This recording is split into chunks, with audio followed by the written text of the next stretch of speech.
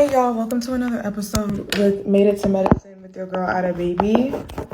I am so tired because I've tried to record this thing like 4 times. I'm not even joking, and every single time TikTok has deleted the video. So hopefully I have updated my TikTok, so hopefully I don't have no problems no more. But let's just get right into this episode.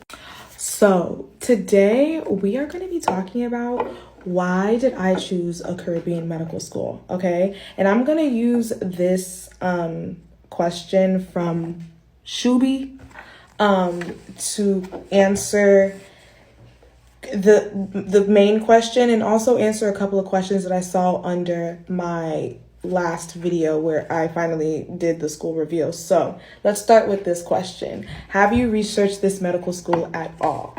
I will have you know, Shabi, I did extensive research actually on this school and other Caribbean schools before I made my final decision.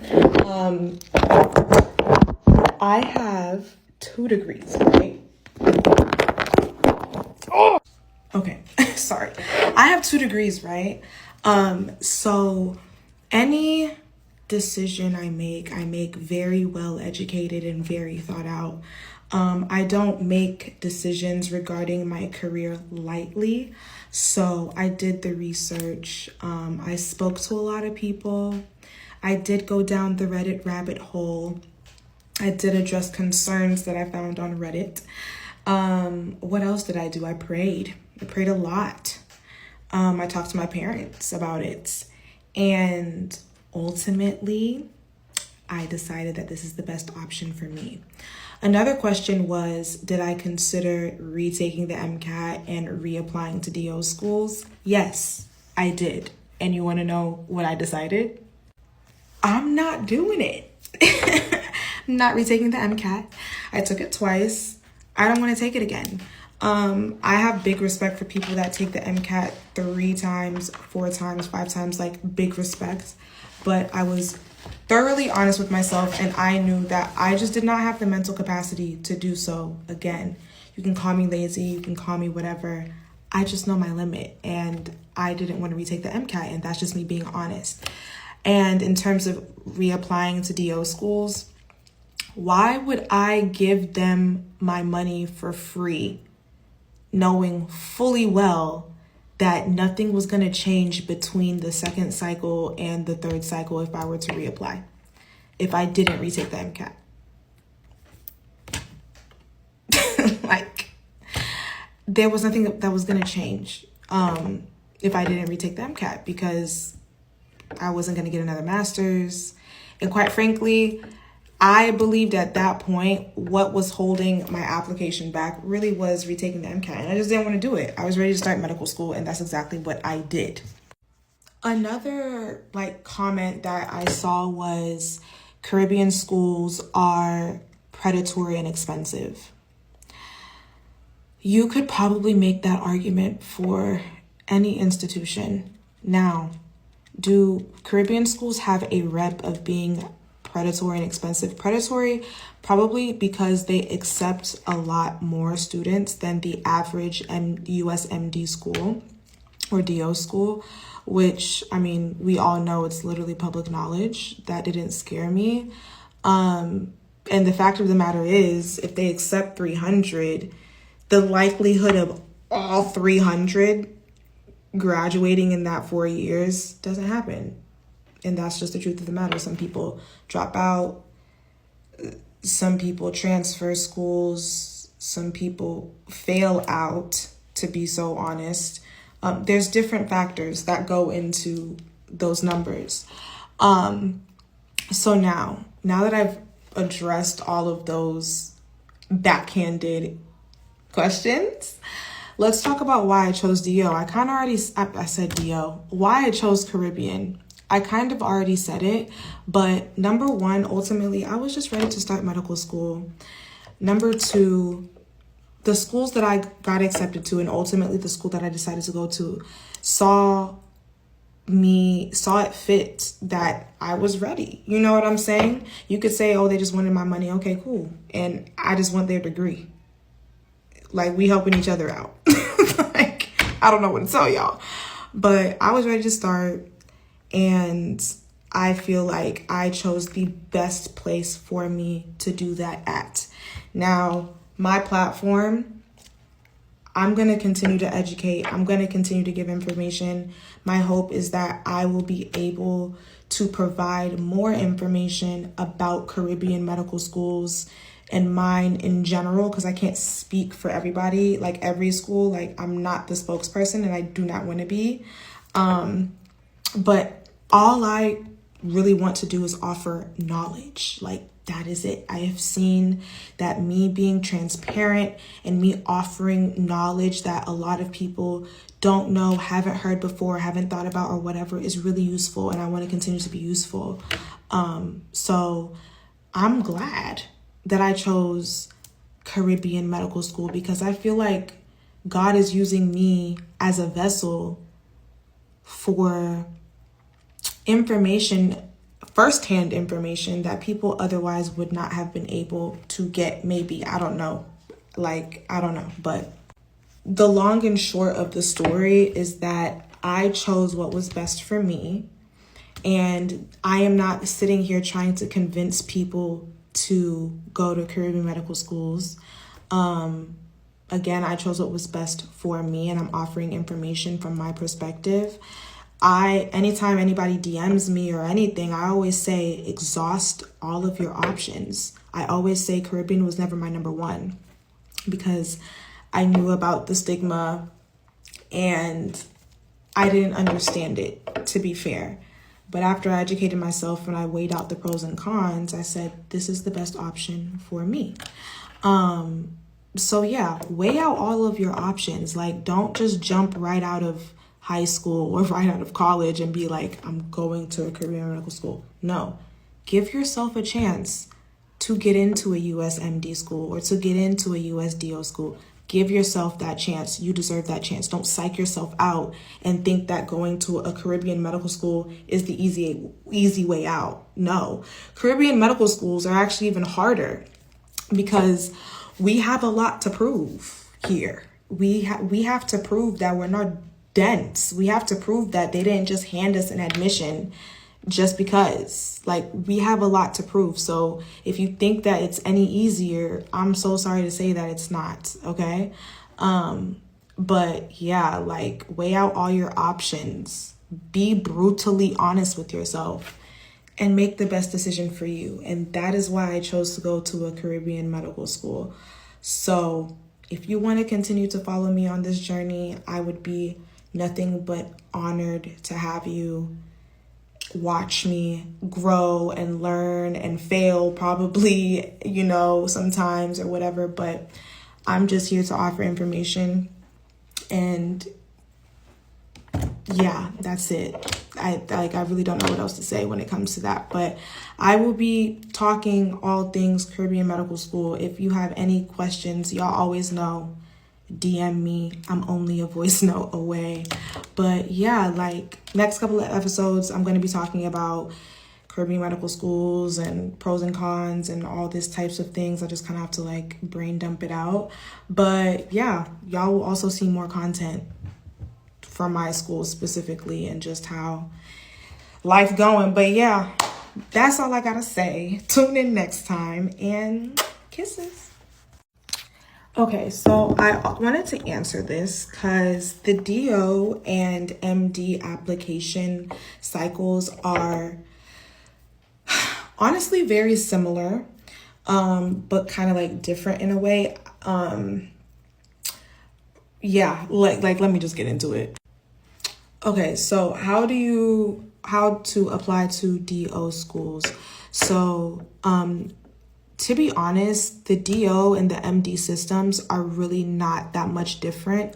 The only difference is like how long of a deadline you have. So like, with DO schools, you can turn in your application as late as February. And I put late, because like late is relative, I guess, in the sense when it comes to these applications. But if you are applying, I always say that you have to be a strategic medical school applicant, because admissions is rolling. So you want to get your application in as soon as possible, so that you can get invited for an interview, or so that you get sent your secondary as soon as possible. You complete that so you can get invited. Like, it's a very strategic game, so you really need to make sure that you turn in your application as soon as you are able to. Like,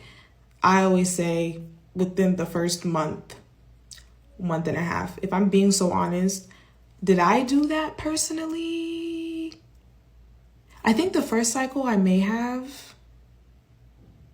The second cycle, I did not. I don't think. I don't. And I can't really remember why. But the first cycle, I think I turned in my application in August after I had taken my MCAT, which is pretty late, to be honest, relatively. So yeah, get your applications in as soon as you can. Another thing is you want to pay attention to the deadlines for each school, because not every school on the DO system has the same deadlines. Like, some are due in January, some are due in February, some are actually due in March sometimes. Like, sorry, ignore the February date that I gave y'all earlier. Some can turn in as late as March. So the schools are different, so you need to make sure that you're keeping yourself organized in terms of deadlines for each school, and the system shows you the deadlines for each school that you're applying to. So you don't necessarily have to do anything like on the side to keep yourself organized. You can just look, but it could help to like keep an Excel spreadsheet or something to help you stay organized in terms of deadlines.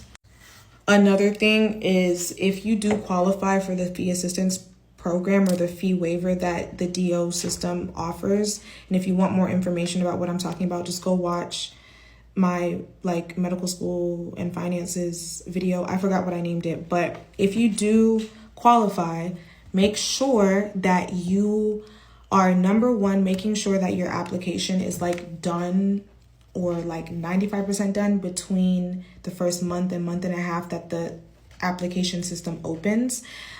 Because number one, they have a limited number of fee waivers. That's the first thing. The second thing is, you do not want to give yourself too much time between when you're approved for the fee waiver to when you turn in your applications, because from the moment you are approved for that fee waiver, you have about 2 weeks, if I remember correctly, to get your application turned in, or else you forfeit the fee waiver, and then there's nothing that they can do for you, because that literally happened to me. I cried blood, nothing happened, like they didn't give it back. But yeah, all in all, like the DO and MD systems are honestly the same. Like the interface itself is different. I actually like the DO system better in terms of interface than I like AAMC. But in terms of like the content of the meat and the potatoes of the application itself, they're very similar. I can't really think of any differences off the top of my head, but there are pretty similar. There is one difference, like the personal statement character number is different. AAMC has a different character allotted count than the DO system has. So you really need to pay attention, especially if you're applying to both.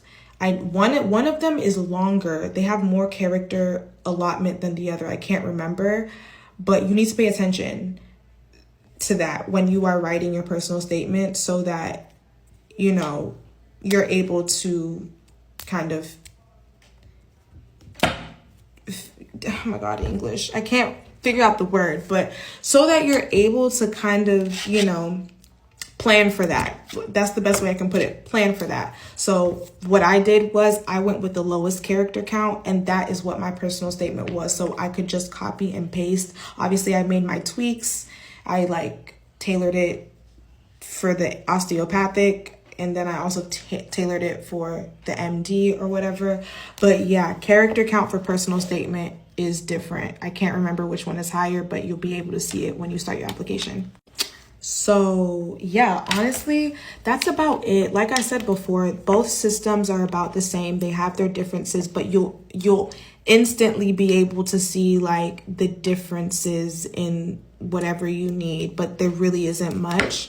But yeah, just make sure you're keeping yourself organized with your both applications, especially for applying in both systems. It can become really overwhelming because especially when you're doing transcripts, you have to send transcripts to do two different systems. And then when you're doing letters of rec, you're sending letters of rec for two different systems. So you have to make sure that your letters of rec are getting everything correct. What else? Yeah, you just have to make sure that everything is organized. Organization is really the biggest thing I always talk about when it comes to these med school application systems, because it can get overwhelming very, very easily. So just take it once at a time. If you are applying to both, if you're just applying to one, just be diligent in getting everything in, filling out all the information and all of that. But I hope that helped. If you have any more questions, always feel free to leave a comment, or you can DM me on Instagram, and we can just, chat back and forth. So yeah. Okay, I got this question. I'm just answering like as many questions as I can right now. So this person said, can you make a video about the program, which was the SMP, what you liked, what you disliked, the advantages of an SMP? So my program, the SMP that I went to, my master's, was at Case Western University in Cleveland, Ohio. What's it called? My degree was in medical physiology, through their physiology department in their medical school. What I liked and disliked. I honestly can't say that I disliked much about the program. Yeah, I really can't say that I disliked. What I did like is I really felt like they prepared me for medical school. In terms of content, like in terms of how to study, I learned how to study in my master's program. Like I went through all of grade school not studying. Like I was literally the kid that would literally wake up and take the exam and get an A or a B, and that was it. In undergrad, I did not form a study habit, like a serious one, until like my junior or senior year of college. Yeah, so they really taught me how to study. Honestly, the advantages of an SMP, number one, you get the rigor. Like it really does prepare you for the rigor of medical school. I believe at least my program did. Number two, the linkage between the medical school and whatever other affiliated medical schools with that program is an advantage. And yeah, if you do well, like there, you could be granted conditional access, conditional acceptance. If you get like a certain MCAT score, like you could be given conditional acceptance or full acceptance or whatever. But the advantages differ between each program. So it's something that you have to really research for each program. Like have an idea of what type of program that you are looking for. And by that, I really mean like, are you looking for a program that is directly linked with a medical school? And if you get a certain GPA and a certain MCAT score, you will be fully accepted. Are you looking for a program where they're, linked with another school and you just are guaranteed an interview depending on your performance on the MCAT or GPA or both? So the advantages really differ between each program. So it's again, like I said, it's something that you really do need to look into and kind of figure out what it is you're looking for and what it is best like suits you. Oh, how was your journey for your MCAT study? I need some tips. I'm gonna be so transparent. I'm the last person y'all should ask. I'm sorry. I'm sorry. I'm so sorry. Like, I done showed y'all the grade. Or maybe, yeah, I'm the last person y'all should ask, but I'm gonna just tell y'all, right? The first time I was too heavy on like studying content or content review.